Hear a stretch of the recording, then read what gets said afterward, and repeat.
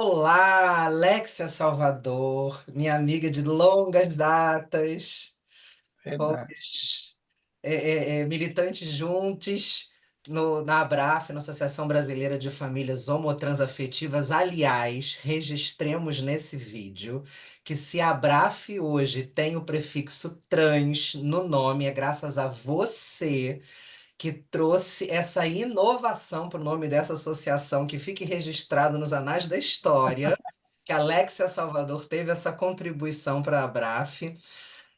Eu tenho honra de dizer que foi enquanto eu estava naquela gestão ao seu lado, minha amiga querida. E que honra estar aqui te encontrando de novo para a gente bater esse papo, para a gente conversar sobre adoção, que é um tema que atravessa a sua vida, atravessa a minha vida. Já estava com vontade de conversar sobre isso com você há muito tempo e que bom que chegou esse momento. Amiga, antes da gente começar a conversar, eu preciso registrar aqui a razão da gente estar junto nesse vídeo, né? Uhum, O que nos une aqui é a motivação da minha pesquisa do doutorado. Estou fazendo doutorado no programa de pós-graduação em educação na UERJ, te contei antes da gente começar aqui a gravação. Quem me uhum, orienta é o professor Dilton do Couto. O Dilton, ele me orienta na linha de infância e juventudes, no grupo GEGESC, que é o grupo que transita na cibercultura, por isso que a gente está aqui conectado pelo digital em rede, falando nessa chamada de vídeo, né? Áudio e vídeo. E toda pesquisa se estrutura assim, no digital em rede. E eu estou indo ao encontro de pessoas que adotaram, de psicólogos, juízes, é, do universo da adoção, pessoas que foram adotadas também, já conversei com a Jo e a família dela, para entender um pouco mais sobre os aspectos formativos dos grupos de apoio à adoção. Você passou por um grupo de apoio à adoção, é uma das coisas que eu vou querer papear aqui com você também, e para entender um pouquinho mais sobre esses processos formativos, tá? Essa nossa conversa vai ficar depois sediada no YouTube. Então, quem sabe no futuro, muitas pessoas. A gente não tem noção do tempo, né? Quando a gente joga as coisas na uhum, rede, fica aí de legado nosso para os nossos filhos e netos, bisnetos, tataranetos. Em algum momento, alguém vai uhum. estar assistindo essa nossa conversa que acontece em 25 de maio de 2025. Olha que número cabalístico, 25/5. E menina, hoje é o Dia Nacional da Adoção. Agora que a ficha Sim, caiu, que maravilha! A gente está conversando no Dia é Nacional da hoje, Adoção. Não podia ser melhor. E não foi intencional, né? Que maravilha. verdade. Muito bom. Alexia, também registrar um pouquinho de você, mulher, mãe. Fala um pouquinho de si, fale por si. Não, fala quem é Alexia Salvador. As pessoas precisam saber. Ô, meu amor, que alegria poder estar aqui com você, né, conversando, trocando um pouco da nossa experiência. E você sabe o quanto que eu te amo, o quanto você é importante para mim, para minha família, para a história da minha família, né? Você viu todos os meus filhos nascendo e a gente viveu um tempo muito bonito na Abraf, né? Com todo aquele trabalho que a Abraf fazia e faz agora também. Então, eu trago com muito carinho dentro do meu coração e vou guardar sempre tudo que a gente viveu, os nossos congressos, as trocas, a militância, os perrengues, mas também quanta vitória, quanta coisa boa, quanta família alcançada, quantas vidas transformadas, apoiadas, né, por um trabalho que é super importante. E hoje é muito significativo, sim, porque o Brasil todo celebra hoje a adoção. A Avenida Paulista estava lá toda colorida, infelizmente não deu para a gente ir, mas a gente acompanhou pelas redes e falar de adoção é algo muito caro para mim, que sou uma travesti, preta, é a primeira que consegue concluir um processo de adoção no Brasil, e hoje, né, mãe do Gabriel, que é um menino com deficiência, da Ana Maria, que é uma menina trans, e da Deise também, outra menina trans. Então, trocar essa experiência e também compreender o quanto que a gente precisa desmistificar o universo da adoção e compreender que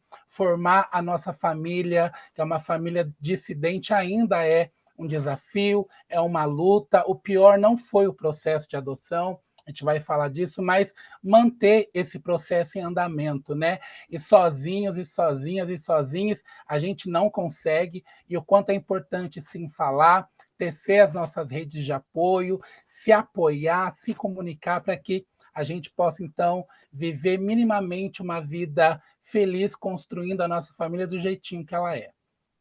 Maravilha, amiga. Eu já vou pegar o gancho. Vamos partir daí? Vamos Essa lá. família de Alexa Salvador e Roberto, que a gente ainda não falou do seu marido, mas ele faz parte desse núcleo, né? Essa família de Alexa e Roberto surgiu em algum momento. Eu queria, num recorte histórico, começar do momento que vocês encontraram um grupo de apoio à adoção. Fala desse encontro, como é que foi se Ah, encontrar num grupo de apoio à adoção? Conta pra gente como é que foi. olha, quando eu e o Roberto decidimos que nós iríamos dar mais forma à nossa família, porque ela já existia enquanto casal, e que nós queríamos então ter filhos, a gente já fazia um trabalho num abrigo em Mariporã de visitas, e um belo dia lá, o Gabriel nos adotou. O Gabriel me adotou como mãe. Né? O Gabriel, um menino que até então estava para completar 9 anos, um menino com deficiência, que não fazia cocô, que ninguém queria adotar o Gabriel.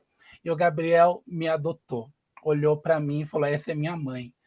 Então, daquele momento, a gente falou: é agora, é agora. Ainda não era o momento do plano, mas o Gabriel antecipou e foi uma benção, né? Ele ter feito esse avançar da história.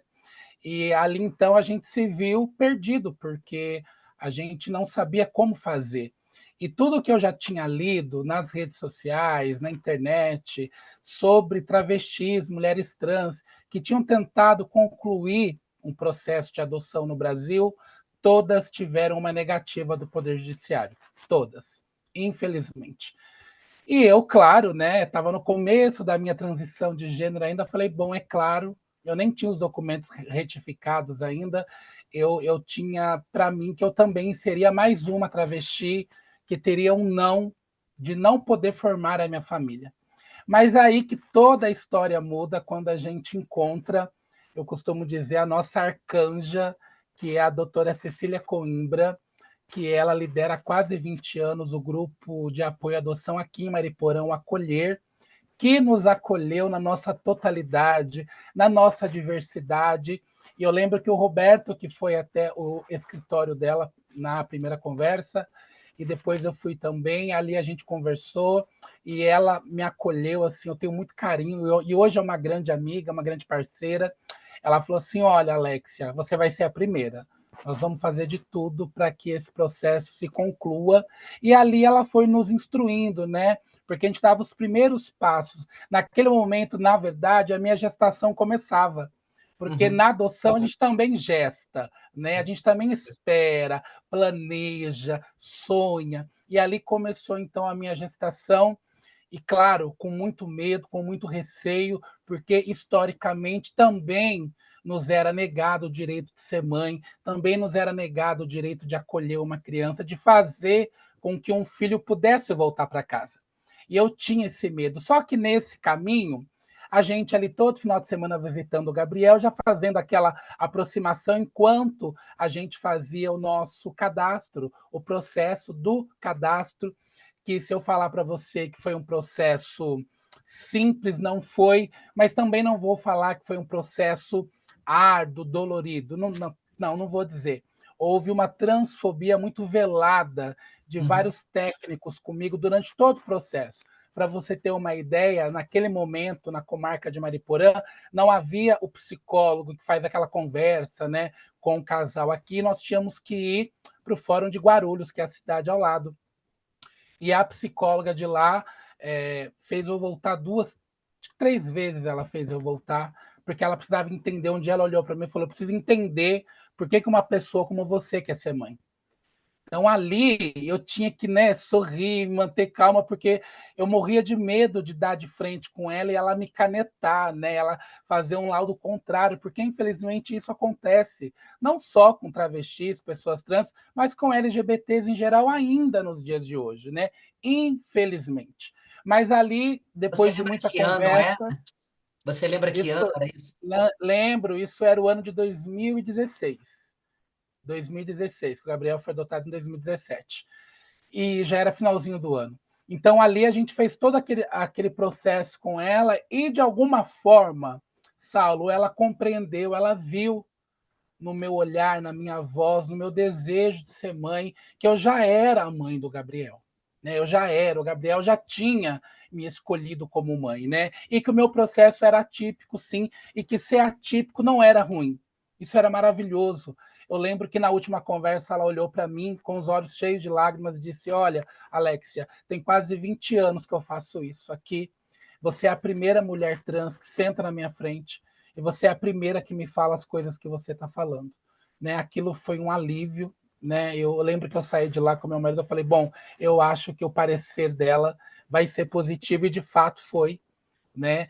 E eu lembro que naquele outubro daquele ano, quando teve audiência, né, que a juíza também, na época, uma juíza aqui da cidade, tinha uma fama de ser dura, impiedosa, ela também, desde quando eu cheguei, ela me tratou no feminino o tempo todo, toda a equipe técnica ali, foi assim algo, eu vou usar um termo aqui muito próprio para mim, mas foi algo meio que sobrenatural, porque foi uma audiência que não parecia uma audiência.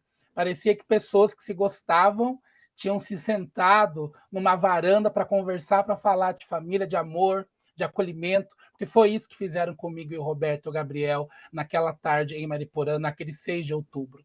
Né? Nos acolheram com toda a nossa diversidade, com todas as demandas que o Gabriel já apresentava naquele momento, demandas essas que fazia com que muitas famílias não tivessem o desejo de tê-lo como filho.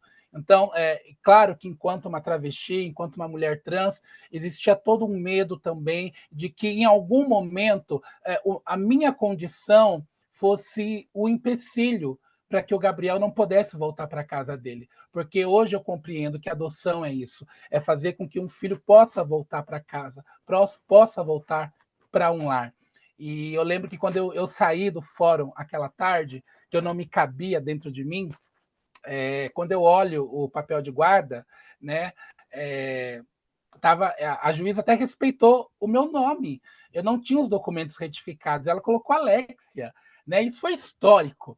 Né? Foram dois momentos históricos. Uma travesti preta saindo de um fórum, de mãos dadas com seu marido e seu filho, e também um documento dizendo que eu era a guardiã legal do Gabriel. Né? E meses depois, o processo de adoção ele foi concluído, né, de guarda provisória para fins de adoção. A gente teve, então, o nosso nome, né, como filiação ali com o nome do Gabriel, ele ganha o nosso sobrenome, e ali então começa, de fato, a nossa família transafetiva. Né? O termo transafetivo ainda é muito pouco visibilizado, principalmente dentro da própria comunidade, infelizmente. Quando se fala de uma adoção descendente, a gente ainda vê muito enfoque na adoção homoafetiva. É claro, né, que gays e lésbicas historicamente tiveram a oportunidade, por que não dizer o privilégio da cisgerilidade de poder, claro, depois de muita luta, muita batalha, que a gente sabe que não é fácil, tá? Mas tiveram a oportunidade de constituir as suas famílias, e muitas vezes se fala da adoção homoafetiva. E quando a gente reivindica o termo transafetiva, é justamente para ampliar esse leque, porque historicamente eu acredito que a gente ainda está construindo a família descendente. Para que chegue o dia, a gente não precise mais catalogar a família, né? Que família seja família, que pai seja pai, que mãe seja mãe, e independente dos termos que as pessoas se sintam confortáveis em usar, mas que a família seja respeitada, protegida sim pelo Estado, com seus direitos, mas também com seus deveres, e que a gente possa poder viver, construir a nossa família em paz.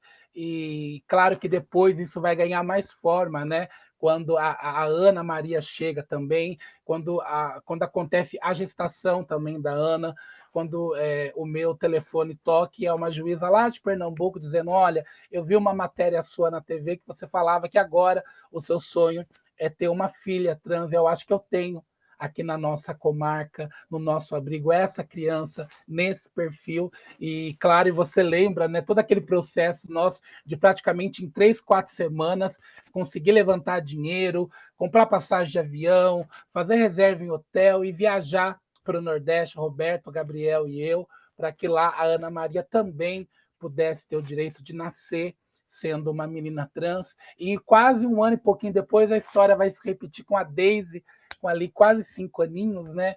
E hoje, graças a Deus, as duas puderam crescer em tamanho, graça e sabedoria, tendo seus documentos retificados já em gênero, no nome, podendo fazer os seus tratamentos. Claro que cada uma tem as suas demandas, como o Gabriel tem as demandas dele, mas poder hoje olhar para os meus filhos crescendo, mesmo perdendo os cabelos que eu estou perdendo já, mas a gente consegue olhar e ver o quanto a nossa família é linda, né? Apesar de tantos desafios, de tanto enfrentamento, porque para uma travesti hoje se apresentar como mãe, ela já é colocada em xeque-mate só de ter que se apresentar como mãe. Né, como isso já desperta o olhar, a curiosidade, como isso ainda causa desconforto para muita gente, inclusive para o judiciário, que não tem uma lei específica para pessoas trans adotarem.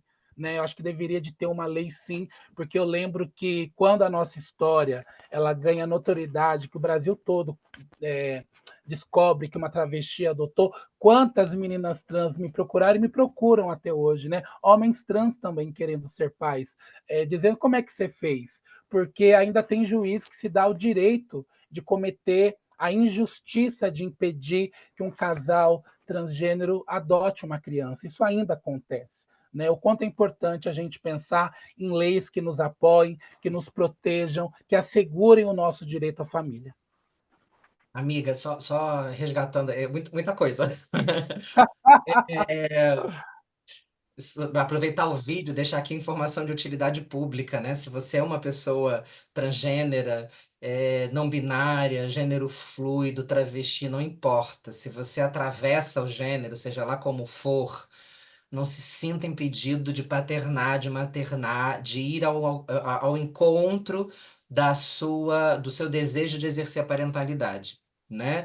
A sociedade é estruturalmente LGBTI-fóbica, a gente sabe disso, mas nós Uhum, temos meios e recursos para superar essas dificuldades. Então, existem entidades que trabalham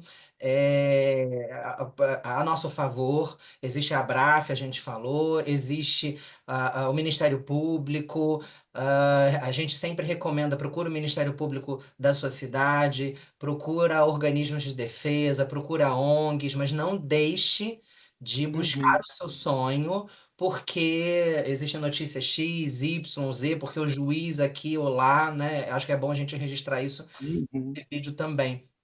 E, amiga, antes de eu fazer a outra pergunta, só para a gente deixar registrado aqui no vídeo também, se eu não me engano, a sentença de adoção de Ana Maria foi a primeira que retificou gênero de uma criança. Porque a gente sabe, né, que a sentença, o juiz tem aquele condão no momento da, uhum. da emissão do novo registro de nascimento, né, de alterar muitas coisas, altera nome, e também aquela juíza teve coragem já fazer a retificação de gênero de Ana Maria. E foi um momento histórico também, né? Fala sobre isso. Nossa, foi sim, porque quando a gente vem com a Ana para casa, né, a gente sai lá de Pernambuco e volta para casa, em 6 meses ela finalizou o processo. E ela mesma disse: Olha, eu sei que eu vou sofrer de alguma forma uma retaliação dos meus pares, mas eu sempre deixei claro para ela, eu falava, doutora Cristiana, a Ana não pode crescer tendo um documento que ela se envergonhe, porque eu sei o que é a síndrome do balcão, a transfobia do balcão na escola. Como que isso vai ser? Embora a gente tenha a lei estadual do uso do nome, né, que assegura aos alunos e alunas trans o direito de serem reconhecidos dentro da escola pelo nome que se identificam, e eu falei muito disso com ela, e ela, uma deusa, né? Ela super aberta, dizendo: é o bem-estar da criança. Eu tenho que fazer valer o direito da criança. Quem dera se todos os magistrados do nosso país, Saulo, Essa olhassem para sensibilidade. olhassem para as crianças, que hoje a gente sabe que os abrigos também acolhem crianças LGBTI. É. A gente precisa falar delas porque elas continuam invisíveis dentro do abrigo. Fora os relatos que a Ana e a Deise são relatos muito parecidos da transfobia institucional dentro do abrigo, né? Então, a Deise também, né, foi muito agraciada de ter um juiz também que também teve esse olhar para a Deise. Né, que também olhou e falou: não, a Deise também vai ter o direito de crescer com o documento retificado, em nome e gênero. Né? Então, isso foi histórico, porque a gente sabe que a agenda antitrans ela tem crescido no mundo todo, no Brasil, principalmente de 2018 para cá, com a ascensão da extrema-direita, de um parlamento que nos envergonha de dizer que é um parlamento evangélico, né, que persegue os nossos direitos, que persegue as nossas vidas. Então, naquele momento, onde a sensação de uma política que nos ataca era tão alta, e receber, poder. O dia que eu fui com o Roberto e a Ana até o cartório para retirar a nova certidão, eu tenho até uma foto. Eu olhava aquilo e falava: eu não acredito. Né? A Ana tão pequenininha e já com o nome Ana Maria do sexo feminino. Né? E eu lembro que na porta ali do cartório eu chorei tanto, falei: meu Deus, eu quero que todas as crianças trans tenham esse direito.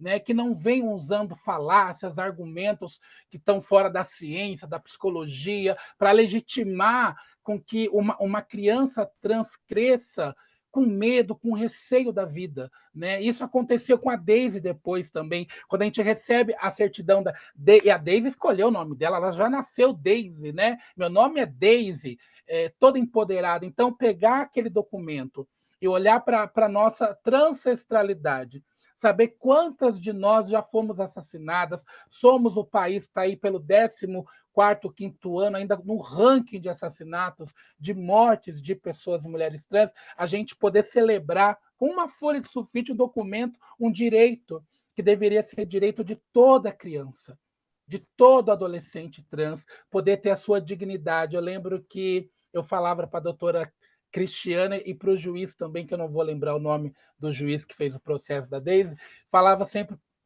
os dois, né? A criança deve crescer em cidadania, e esse documento é a garantia mínima de que elas vão poder crescer em cidadania. E o quanto falta ainda no processo da adoção esse olhar de cidadania, de humanidade, porque essas crianças já sofreram tanto antes de chegarem até nós, tanta violência, tanta ausência, até mesmo do poder judiciário do próprio Estado. Então, poder celebrar essa conquista nada mais é do que celebrar a dignidade da pessoa humana, a nossa verdade, e reafirmar para outras que virão que elas também têm o direito de ter o seu nome ali reconhecido. E respeitar a identidade é respeitar também, conceder dignidade, né? Com certeza. É, e você falou uma coisa aí muito, muito cara para mim. A invisibilidade das infâncias LGBT nos processos de adoção, nos abrigamentos. Isso é uma das coisas que me preocupa sobremaneira, porque Uhum. mesmo no campo da educação, no campo do direito, eu que tenho me dedicado mais a algumas leituras, eu percebo que as pessoas até escrevem sobre direitos homoafetivos, direitos das famílias homo, né? É difícil encontrar homotrans afetivas ou trans, mas Uhum. homoafetivas. Mas até os pesquisadores parecem que têm medo de falar Uhum. de algo Tem. que é óbvio e real, porque eu não nasci do repolho. Você não nasceu, não veio no bico da cegonha.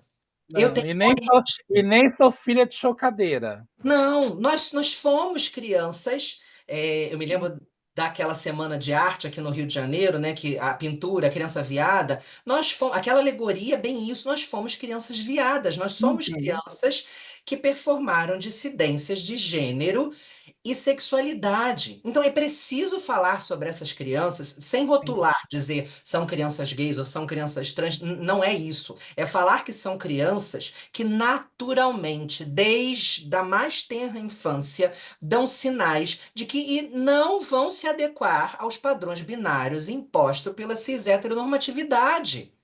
Uhum. É, é, e, e, e, e, E é assustador perceber que o nosso sistema, o sistema judiciário e o sistema de proteção, os sistemas, né? O sistema judiciário, o sistema de proteção à infância, até a ordem mesmo, o quanto despreparados estão os Uhum, agentes envolvidos nesses processos para lidar com essas infâncias.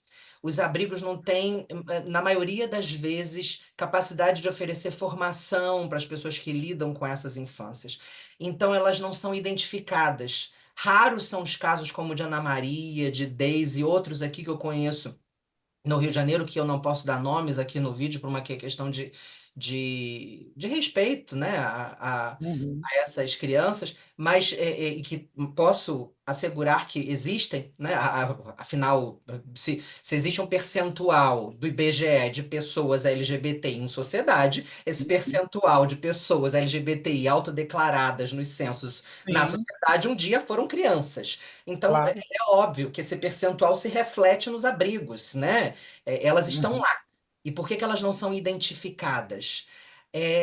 Fala um pouquinho sobre isso, sobre o quão grave é o fato da gente ter essas infâncias e elas serem invisíveis nesses processos. Olha, eu acredito hoje que a gente não somos mais tão invisíveis como éramos há 10 anos Ah, atrás. com O que, certeza. Ué, o que falta hoje, eu acredito, é boa vontade e entra aí uma boa pitada de religiosidade nesse processo, que é onde tudo, eu ia usar um termo aqui, mas que tudo se perde, que tem que é de um grau de prejuízo muito grande. E por que, que eu falo isso? Porque a gente sabe que mais de 95% dos abrigos aqui do nosso país, eles são monitorados e cuidados a partir dos seus municípios. E geralmente esses cargos nos municípios são cargos, né, dados pelos prefeitos. Pelo menos aqui no estado de São Paulo, quase todo ele funciona assim. Por isso, essas pessoas que trabalham nos abrigos, desde a tia da cozinha, a psicóloga, o tio que fica lá no portão, enfim, todos os técnicos que trabalham dentro dos abrigos, na sua grande maioria, estou querendo dizer, que são cargos de confiança dados pelo prefeito. Na grande maioria, eu entendo que são pessoas que se apresentam como pessoas ditas evangélicas, cristãs, e quando recebem os nossos filhos, as nossas crianças, que são crianças que já apresentam ali toda uma vivência dissidente, ali elas cometem também contra essas crianças violência tamanha. Tanto a Ana quanto a Deise relataram isso para mim e para o Roberto. Porque a tia disse que eu nunca vou ser menina. Porque a tia, na hora de dormir, falou que era para eu falar para o papai do céu para eu não ser menina, que eu era um menino. Eu era um menino porque eu tenho pipi. Essas e outras coisas que eu ouvi das duas. Então, pensa uma criança que está ali, embora protegida pelo sistema judiciário, ao passo que ela não está protegida, porque ela está diante de uma pessoa transfóbica, LGBTfóbica, que se diz cristã, que não leva em conta que se aquela criança chegou ali, ela chegou por um motivo. Nenhuma criança que está protegida, amada e amparada por sua família vai parar num abrigo, a não ser aquela criança que Deus me livre, né, perde o pai, a mãe, a família toda em um acidente e se vê dentro de um abrigo, que é uma porcentagem muito pequena. A gente sabe que boa parte, a maioria das nossas crianças, jovens, adolescentes que estão no abrigo foram para lá porque sofriam abusos e um monte de coisas que a gente está careca de saber. É aquela criança que já está ali debilitada emocionalmente, que já está ali com seu psicológico abalado, mexido, sofre o que ali dentro? Transfobia, homofobia, lesbofobia. Então, eu fico muito preocupada com isso, porque deveria também de existir uma lei que protegesse as crianças desse cunho religioso. E eu sou uma pastora, eu sou reverenda, eu sou cristã. E eu sei do que eu estou falando. Eu sei o quanto o discurso religioso, baseado no fundamentalismo cis heteronormativo, quanto isso mata a nossa dignidade, a nossa esperança. Agora, se a gente que é adulta sofre com isso muitas vezes. Imagina uma criança, imagina a Daisy, que estava lá com 4 aninhos ouvindo isso. Você imagina a Ana Maria lá com 6, 7 anos ouvindo esse tipo de coisa. O quanto isso mexe com a mente dessa criança. Então, eu acredito que deveria de ter, sim, algum regulamento e a gente também precisa denunciar essas práticas. A gente precisa fazer isso chegar no Ministério Público. E isso aconteceu quando a Ana chegou, eu falei com a juíza em Pernambuco, e ela falou, eu vou averiguar. E ela averigou. Ela falou: isso não pode acontecer dentro do abrigo. Porque muitas vezes, boa parte dos nossos magistrados nem fazem ideia que essa prática acontece dentro dos nossos abrigos. Então, quando a gente toma ciência, eu oriento sempre: denuncie, e mesmo antes de ter a lei, né, tem que denunciar, porque a criança não pode passar por isso. Então, quando esses profissionais não estão preparados, não só no sentido porque eles acabam misturando o seu lado religioso com o seu trabalho, coisa que eles não deveriam de fazer. Então, eles deveriam de estar ali para acolher e fazer garantir que aquela criança, enquanto ela estiver abrigada, ela tenha a sua totalidade protegida pelo Estado. Não só alimentar, vestir e pôr para dormir, mas fazer, principalmente os psicólogos. E olha que eu tive problema com a psicóloga da Ana, com a própria psicóloga da Ana, que não queria aceitar que a Ana era uma menina trans. E a gente batia a boca direto. Eu falava, não, você tem que ouvir a criança, não é o que você acha. Né? A criança está dizendo que ela não se enxerga como menino, que ela se reconhece como menina, é a partir deste depoimento, do que ela traz para você e da formação de psicologia que você teve, aí você vai orientar, você vai conversar e vai garantir que ela possa exercer quem ela é de fato. Aí você tem que brigar com uma psicóloga que se recusa a entender, e infelizmente a gente sabe, né, o quanto o avanço dos ataques, principalmente por muitos psicólogos que são da extrema direita, com uma religiosidade cristã que não comunica nada do evangelho, o quanto isso é nocivo para as nossas crianças, o quanto a Deise e a Ana vão levar até para a vida adulta essas marcas, esses registros. Se eu, que não passei por um abrigo, levo isso na minha alma, imagina quem passou. É, também para ficar registrado aqui que LGBTI-fobia é racismo, né? Para LGBTI-fobia, a gente aplica as leis do racismo. Houve mandado de injunção declarando que o nosso Congresso foi inerte em exercer, em legislar sobre a proteção da comunidade LGBTI no Brasil. E o Supremo Tribunal Federal decidiu, então, que para nos proteger seria aplicada as leis, seriam aplicadas as leis do racismo. Então, é necessário até que nós protejamos as nossas crianças dessas práticas que desconstituem elas na sua essência, enquanto ser, enquanto indivíduo. Por isso que se aplicam as leis do racismo. E acompanhando a sua fala, é vil, eu acho cruel, porque tem toda uma perspectiva adultocêntrica, né? Uhum. O olhar do eu adulto sobre aquela criança que não sabe falar por si. E é um esquecimento completo de que criança tem voz.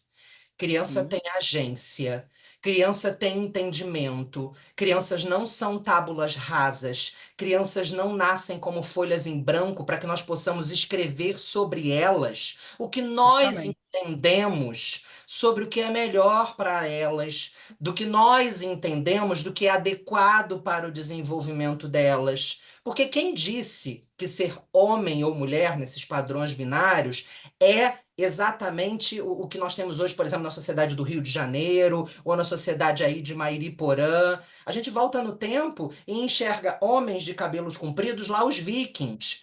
Né? Louis XV na França era uma drag maravilhosa, usava salto De alto, salto. salto, maquiagem, peruca, amor, make, linda. Era uma drag. E era o imperador da França, padrão de masculinidade. Todos os parlamentares franceses usavam perucas. Ah, mas porque tinha piolho? Não importa. Mas era padrão de Uhum, masculinidade usar peruca, usar salto e meia calça. Você tá entendendo? Então, até a expressão do que é ser homem ou mulher, maquiagem, o que se usa ou não se usa, é um dado cultural. Muito bem fala sobre isso Judith Butler. uhum, E tantos outros, né? Preciado, enfim. Existem muitos autores que falam sobre essas questões.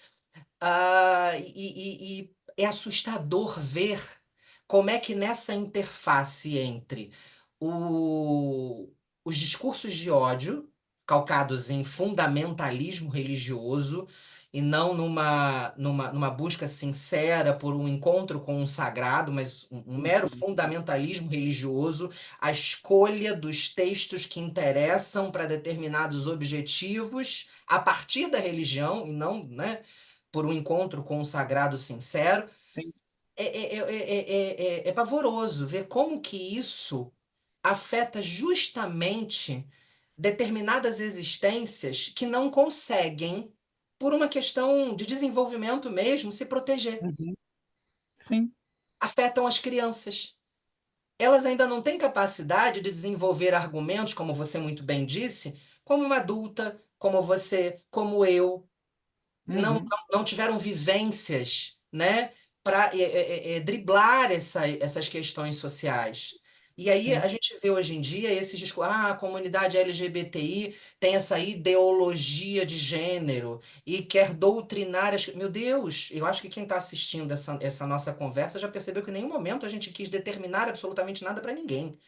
O Uhum, objetivo é respeitar, exercer a escuta, dar voz àquele ser humano que já fala por si e respeitar, e não impor goela abaixo o que nós entendemos ser para ele o melhor, né?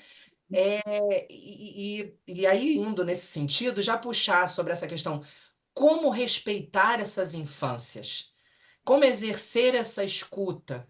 O que que você desenvolveu como mãe nesse encontro com seus filhos? Fala um pouquinho sobre isso. então, sempre ouvindo eles, né? Porque a criança, como você bem disse, né? Ela não é uma tábua rasa, né? A gente consegue aprender muito com elas ouvindo, porque a adoção tardia possibilita muito isso também, né? Porque você recebe, o seu filho nasce ali com 5, 6, 7, 8, 10 anos e já traz ali uma carga, uma vivência de uma vida que você não estava presente com ele, com ela, naqueles anos. E você consegue aprender. Eu aprendi muito com a Ana, aprendi muito com a David, até mesmo com o Gabriel.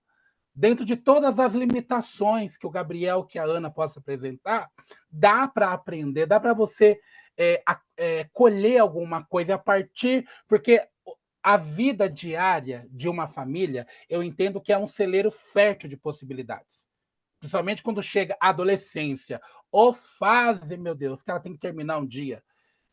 Querendo ou não, você consegue aprender, você consegue colher daquela vivência. Eu penso, Saulo, que a gente complica muito, muito, muito, muito as coisas, quando, na verdade, ouvir a criança, perceber os seus trejeitos, os seus gostos, para onde o olhar corre, as suas aptidões, aquilo que traz, que você vê que aquela criança tem prazer, fica alegre, você vê que o sorriso ele brota naturalmente, o olhar ele vem, ele explode, e ali você consegue perceber nuances de uma vida inteira.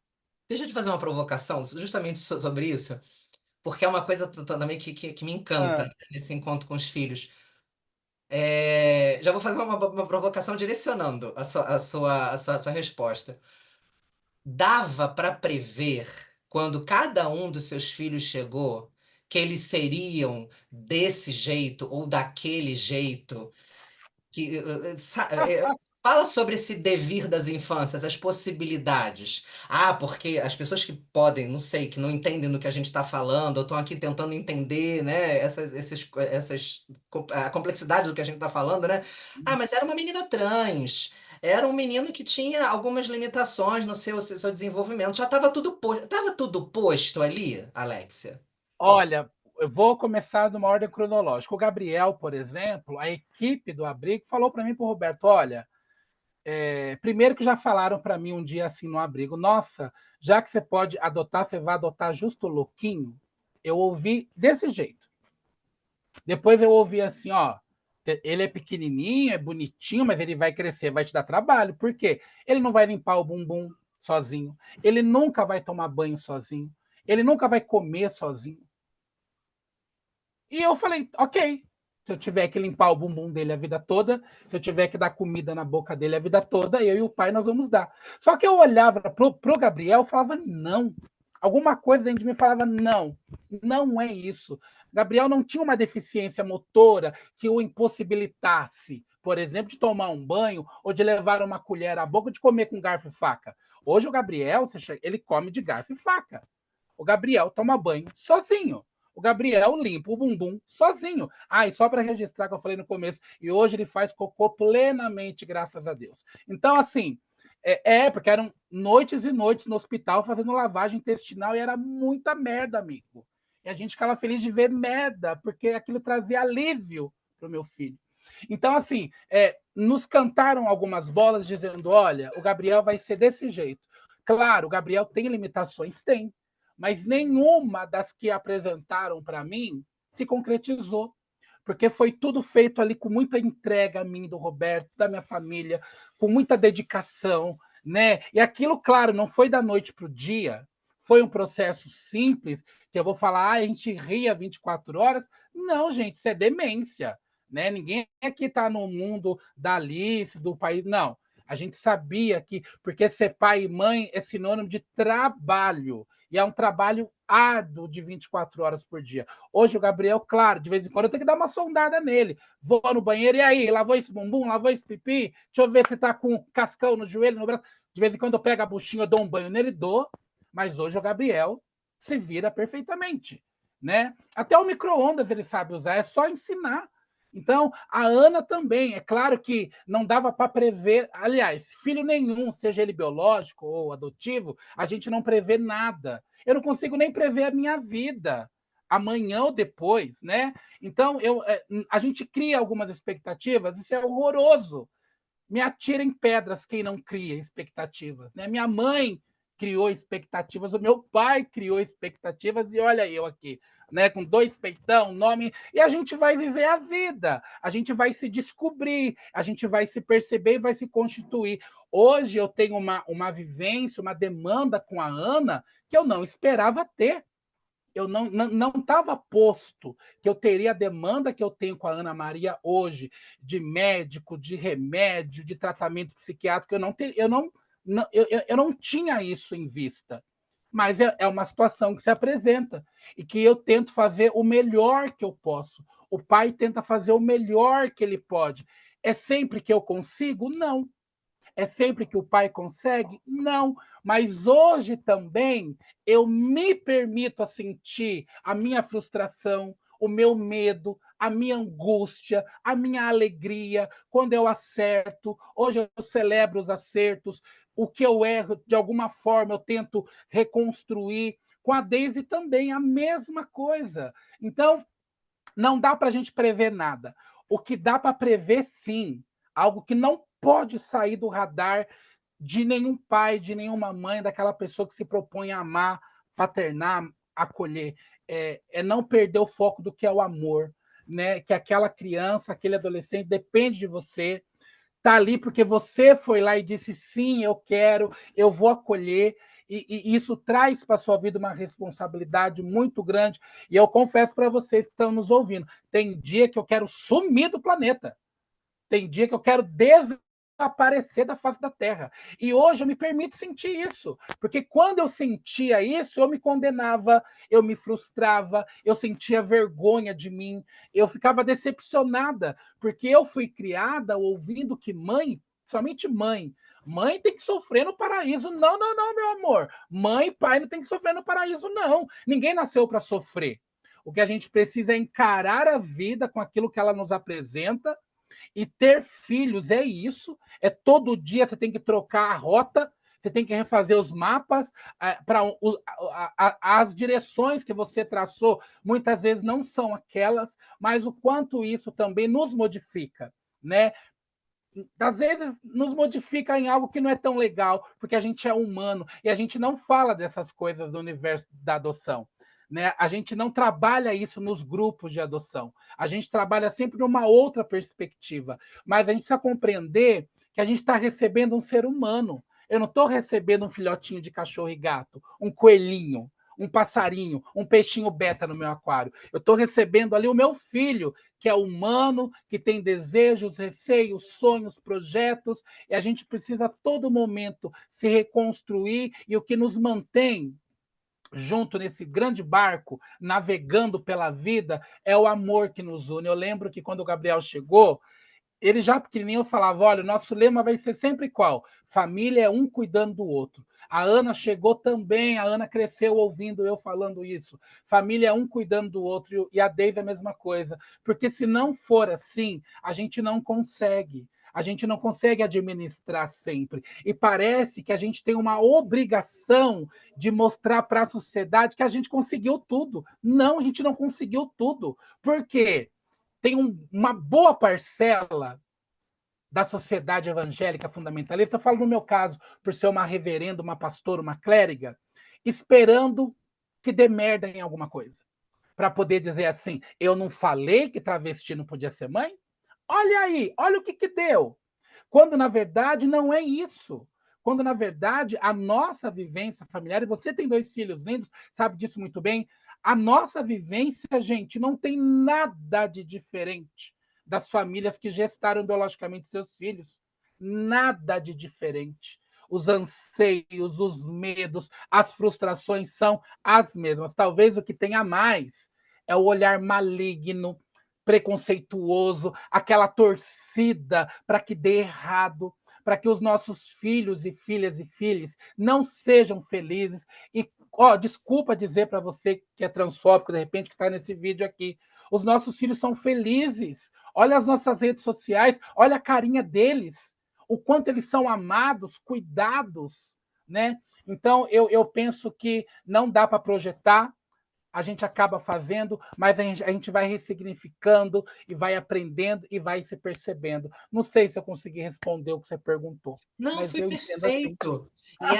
E era exatamente isso que eu precisava para desenvolver outra questão que eu queria pensar com você. É, a minha experiência, você sabe, eu queria muito crianças pequenininhas, porque a louca Uhum. que queria passar pela fase das fraldas, Deus me livre! queria passar pelas mamadeiras, as noites em claro, louca. Acabou, passei 2 vezes, não quero mais. Mas eu queria passar por essa experiência. Então, eu adotei Teodoro com 3 meses e Leonor veio com 1 ano e meio. E justamente por eu ter passado por essa experiência da adoção de crianças pequenas, eu tenho um olhar um pouco mais Uhum. apurado para e também trabalho. Você sabe que eu coordeno cores da adoção, trabalho há quase 9 anos com formação, né, de pessoas no processo de adoção. Eu tenho um olhar um pouco mais apurado para determinadas pessoas que não conseguem conceber que quando você adota uma criança pequenininha, talvez um recém-nascido, um bebê, nada está posto. Absolutamente nada está posto. Há todo um universo pela frente. Uhum. E aí eu fico muito preocupado quando as pessoas sentam naquela cadeirinha do grupo de apoio à adoção e falam assim: ah, eu não estou preparado para lidar com uma criança com deficiência. Ah, eu não dou conta de uma criança que, sei lá, performe uma dissidência de gênero ou sexualidade. Alexia, você também é mãe, você sabe disso, você é professora. TEA, transtorno do espectro do autismo. Vai diagnosticar com bebê? Jamais, nunca. Vai vir lá pelos 6 anos de idade. Quem adota um bebê com a ilusão de que aquele bebê é saudável, vamos botar muito entre aspas, né? Que Muitas aquele bebê, aspas. que não há doença nenhuma no TEA, não é, né? Uhum. É É uma uma condição. neurotipia. É uma neurotipia, né? Eles têm uma forma de enxergar e compreender e se relacionar com o mundo diferente da nossa, ponto, né? Mas não tem como fazer um diagnóstico disso.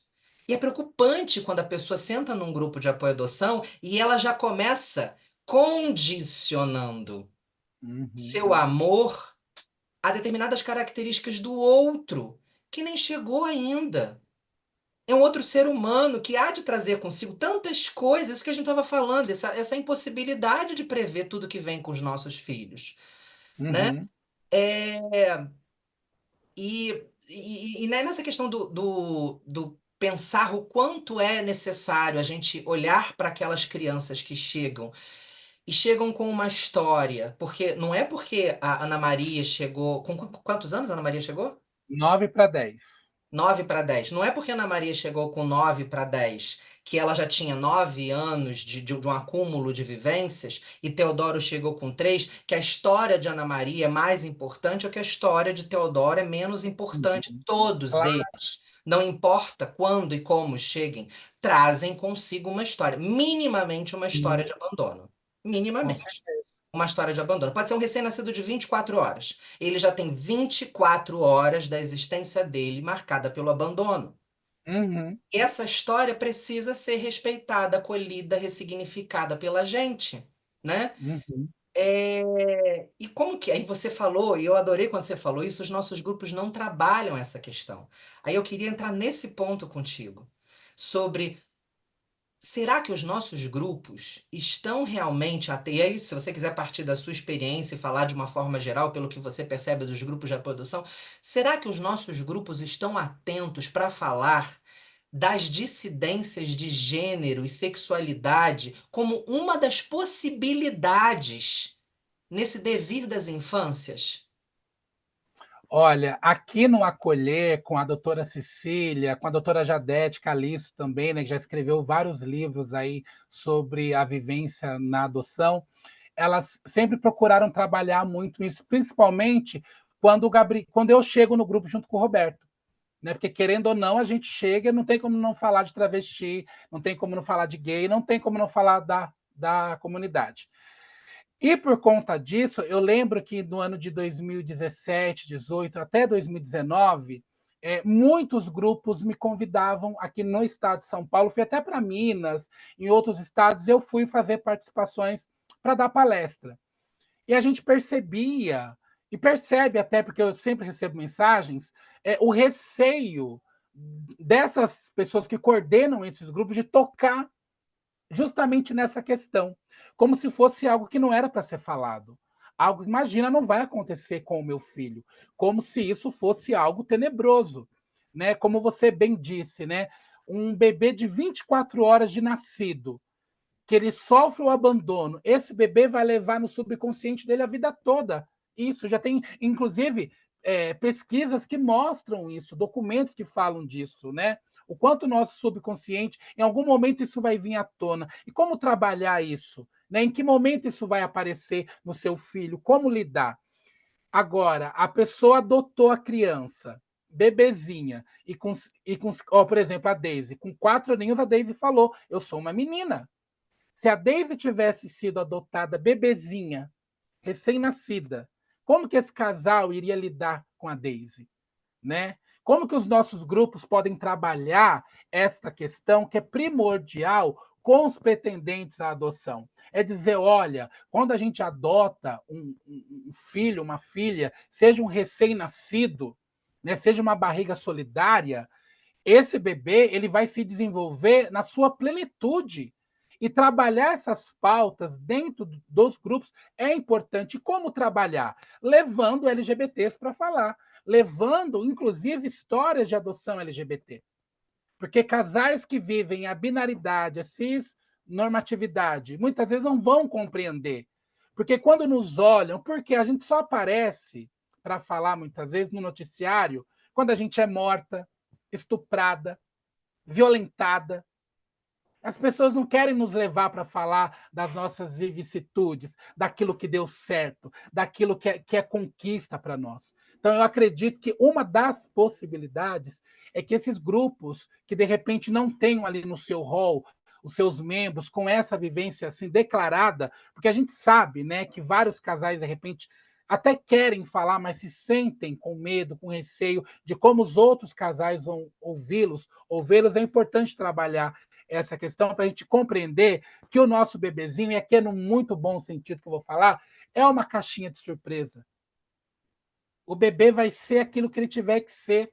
E não é porque você errou, não é porque o pai e a mãe. Isso eu já ouvi. Ah, a criança adotiva virou trans porque a mãe usava crack. Gente, isso não tem embasamento científico, isso tem embasamento do fundamentalismo, do preconceito, do ódio, da indiferença, né? E não tem a nossa condição de gênero, a nossa orientação sexual, a nossa identidade de gênero, como a gente vai construí-la, como vamos percebê-la, nada tem a ver com a genética daquele que foi gerado, não tem nada a ver.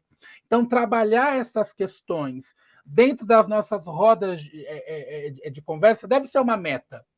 E eu sei que muitos grupos não querem trabalhar, até porque, Saulo, tem muitos grupos que são apoiados por igrejas.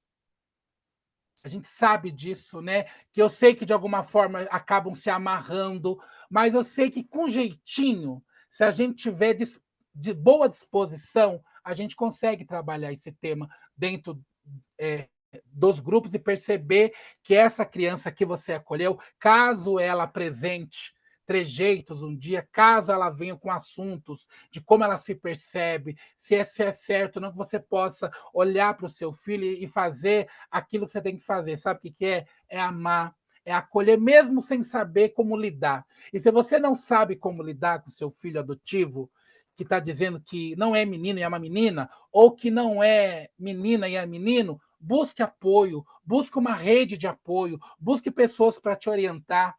Não dá para colher nada do desprezo. Não dá para colher nada de bom do segundo abandono, porque aquela criança já foi abandonada pela família biológica. Aí chega na família adotiva, ela também é abandonada. Eu já vi casos e relatos de jovens adolescentes, gays e trans, que foram colocados para fora da família adotiva. Que o pai e a mãe não aceitou, não acolheu, não amou. Aí fica a pergunta: será que lá no processo de adoção ninguém pediu para esse casal ver um filme, ler um livro ou partilhar uma história? Dá para a gente trabalhar essas temáticas, que eu acho que é fundamental. Eu acho que a gente precisa fazer também os casais, os pretendentes à adoção, de alguma forma, até confessarem isso, porque se você não está disposto a acolher o seu filho que vai se descobrir trans, então é melhor que você não adote. É melhor que você não adote. Se você vai acolher uma menina que vai chegar nos seus 15 anos e vai dizer: olha, mãe, eu sinto atração por mulher, eu sou lésbica, e você sabe que você não vai amar, não adote. Não adote. Vai, não estou aqui menosprezando quem é mãe de pet, porque ainda querem nos comparar, né? Aí tá um outro assunto muito polêmico, né? Não estou aqui rebaixando o amor de ninguém, mas não dá para fazer esse tipo de comparação, gente. Então, se você não pode amar incondicionalmente, não adote. Perfeito. Essa é uma fala que eu tenho constantemente no Cores da Adoção, porque a paternal, maternar é um processo egóico, a ninguém foi dado um direito sagrado de ser pai ou ser mãe.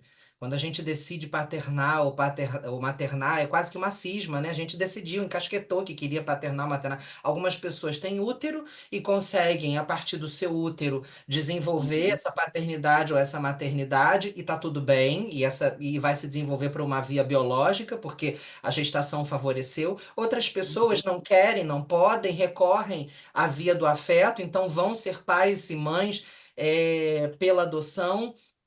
O que importa é, ao decidir ou ao se perceber pai e mãe, é preciso entender que o outro, esse outro ser humano que chega, não é obrigado a absolutamente nada, a atender aos seus desejos, porque o processo egóico uhum, era seu, eu quero ser pai. Mas esse uhum, ser humano outro que chega não é obrigado a atender os seus desejos em nada. Os seus desejos de que ele vá à faculdade, os seus desejos de que ele torça pelo seu time, os seus desejos de que ele professe a sua fé, os seus desejos de que ele seja hétero como você, que ele seja cisgênero como você. Essa criança Justamente. não tem obrigação de absolutamente nada, ela tem obrigação simplesmente de ser quem ela Uhum, tiver de ser. E o nosso papel como cuidadores, quem fala muito bem sobre isso é Schettini, eu gravei uma outra conversa com ele, ele fez uma analogia bonita sobre a palavra do curador, o cuidador, né? O nosso papel enquanto cuidadores, tutores dessas crianças, é garantir que essas crianças se desenvolvam da melhor forma possível, né? uhum, E me preocupa agora, a partir do que a gente está falando, né, de sedimentar essa compreensão de que essas crianças se desenvolvam falando por si, que não uhum, sejamos nós adultos falando por elas, determinando pela existência delas, que não sejamos nós adultos juízes ou uhum, psicólogos tentando desqualificar se uma criança que se diz, mas eu não sou menina, quem sou eu, psicóloga, para falar pelo outro? Se aquela criança aos 5 anos já consegue dizer sobre si. Nesse ponto, olha que, sabe, que compreensão do próprio corpinho tem. uhum. Quem sou eu para desqualificar o outro quando ele fala por si mesmo? Eu preciso ouvir, eu preciso acolher, eu preciso compreender por que que essa criança disse isso. Ouvir mais vezes. De repente é necessário ouvir mais vezes para entender o que que ela está querendo dizer. Sim, Tudo bem, ainda que falou uma vez, falou duas, falou três, mas dar ouvidos às infâncias, entender que elas têm desejos, elas têm, como eu disse, agência, e elas podem e devem ser respeitadas nesse lugar, né? A gente já tem quase uma hora aí de papo e Ah, acho que já até passou. Não sei. Eu costumo encerrar as conversas, amiga, pedindo que você deixe uma mensagem para as pessoas que assistam, mas hoje eu fiquei com vontade de fazer um pouquinho diferente. Eu fiquei com vontade, já que a gente está deixando isso também como legado para o futuro, que você deixe uma mensagem para os seus filhos. O que que você ah, gostaria que seus filhos vissem e ouvissem no futuro, se um dia eles tiverem a sorte de esbarrar com esse encontro do tio Saulo com a mamãe, conversando aqui sobre as infâncias deles? ai, Ana, Gabriel e Deise, não sei qual a idade de vocês, como está vendo esse vídeo, mas hoje o que eu desejo do fundo da minha alma é que vocês sejam muito felizes. Felizes na vida de vocês, com as escolhas que vocês fizeram, com os caminhos que vocês trilharam. Eu tenho certeza que nesse dia que vocês estão vendo esse vídeo, esse caminho todo foi feito com muito amor meu e do pai de vocês. Independente do que tenha acontecido com a nossa vida, eu e seu pai sempre estaremos sempre juntos com vocês. E eu só consigo desejar isso, muita alegria, muita saúde e, e a família sempre foi aquilo que a mamãe sempre falou, que a família é um cuidando do outro, um amando o outro, um amparando o outro. E que a gente possa viver isso muito, muito, muito, muito mais ainda. Eu amo vocês, vou continuar amando para sempre nessa vida. E eu acho que o nosso encontro é um encontro de outras vidas. E se realmente tudo isso acontecer, que a gente se esbarre de novo nas próximas, e nas próximas, e nas próximas. Amo vocês. Ai, amiga, e eu te amo também. Eu te amo Eu muito. também te amo muito. Eu amo Muito, você. Eduardo. Eu amo Roberto, eu amo seus filhos e eu sou grato às deusas, ao universo, a todas as potências, pela honra de ter conhecido vocês, pela honra da minha existência ter cruzado com vocês. Cada segundo da minha vida eu agradeço. E tenho a honra de caminhar ao seu lado, de dizer isso. E espero que até a gente ficar velhinha a gente possa estar junto, rindo, falando sobre Estaremos. nossos filhos, filhas, filhos, relembrando desses nossos encontros, fazendo mais encontros, produzindo mais vivências LGBTI, colaborando com a nossa comunidade aqui no Brasil. Quem sabe transformando vidas, talvez, a partir das nossas experiências também. Muito obrigado por você ser quem você é para mim e para todos nós. Te amo. Também te amo. Obrigada pela oportunidade. Sigamos juntas sempre. Um beijo, meu amor. Beijo, meu amor.